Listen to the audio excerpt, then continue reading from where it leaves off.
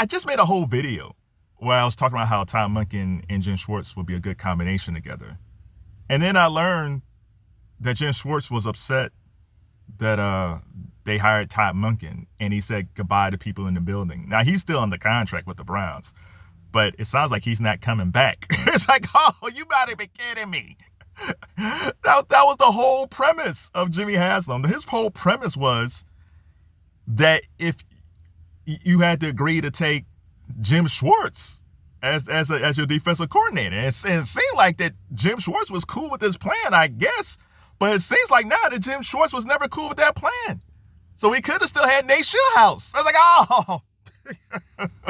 I still think Todd Monken will be decent for the Browns, just because he knows the division. He was a really good offensive coordinator with the Ravens. I think Shedeur, Sanders, and Junkins, and Fannin, and Sampson, and Judy, and Corley. I think the offense will get better under Monken. They have to build up the line. They have to draft some linemen. Most likely, I think they'll probably draft maybe 2 linemen, offensive linemen, two linemen within the first 3 picks. I think they're going to draft some linemen because they have to, because that line is just not good right now. So that was the thesis of my previous video. But then I saw this news that Schwartz was like, kick rocks, I'm out of here. It's like, oh my God. You wasted, you had a chance to get Nate Scheelhaase. But one of the reasons, or Udinski, or any of these guys, or Mike McDaniel, or any of these guys, but they stressed you have to keep Jim Schwartz. Now, I don't know if Jim Schwartz was okay with this plan, just to be a good team, to be a good soldier, or he was just like, nah, I never liked this plan. It's hard to believe they didn't talk this over with him. They had to. If they didn't, it's hard to believe Andrew Berry didn't talk this over with him. It's hard to believe, I'll put Jimmy Haslam aside. It's hard to believe that Andrew Berry didn't talk this over with Schwartz.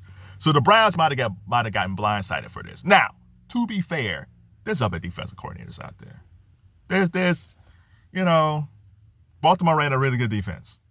So if the Browns lose Jim Schwartz and they grab a dude that knows that has a good feel of the Baltimore defense, then that's fine. Like, I was never this guy enamored with Jim Schwartz anyway. He had a bad record when he was with the Detroit Lions.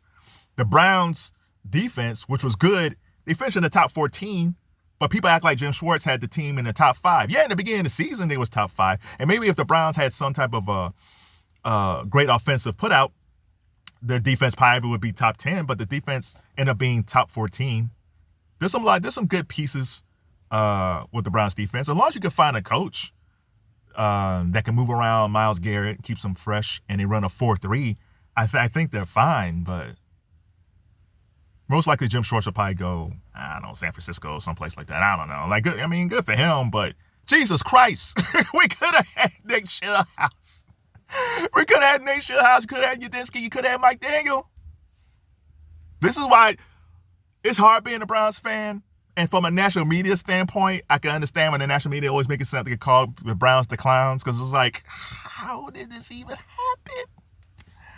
Oh, if I could make a request, Jimmy Haslam, and I mean this with peace and love, you got to sell the team, man. Like, you got to. It's like, I know, Jimmy, you want to win, and I think Jimmy Haslam really wants to win. But dude, you're not good at this. You're not good at being an owner. So, hey, man, but will Jimmy sell the team? No, probably not. But, man, I can't believe that the main reason we lost Nate Scheelhaase was the Browns stipulated that he had to take Jim Schwartz. And now Jim Schwartz is crying boo-hoo because he wasn't named the coach. To be fair and to be honest, I don't think Jim Schwartz would have been a good coach anyway. I don't know if it's hard for me to believe that Jim Schwartz learned so much that he would be a better coach the second time around. It's like, I don't think so. Like, maybe he'll prove me wrong. I don't know. Damn it, Browns. You did it again.